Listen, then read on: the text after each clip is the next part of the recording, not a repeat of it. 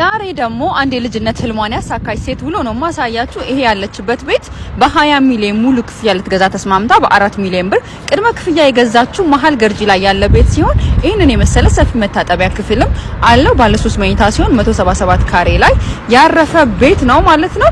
ከዚህ በተጨማሪ ሁለት ተጨማሪ ክፍሎች አሉት ከ3 መኝታ ክፍል ተጨማሪ ማለት ነው። በዛ ላይ ደግሞ 3 ባዝሩሞችም ያሉት ሲሆን G+21 የሆነ ህንጻ ነው። 5 ሊፍቶች፣ የከርሰ ምድር ውሃ፣ ስታንድ ባይ ጄኔሬተር፣ ቴራስ አለው።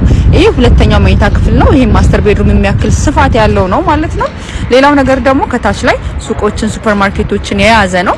በ6 ወር ጊዜ ውስጥ 100% ጥቅቅ ብሎ አልቆ የምትረከቡት ቤት ነው።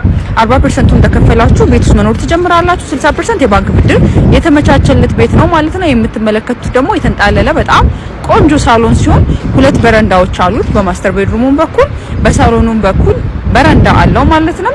ከባለ 2 ከ177 ካሬ እስከ ባለ 3 204 ካሬ ድረስ የካሬ አማራጭ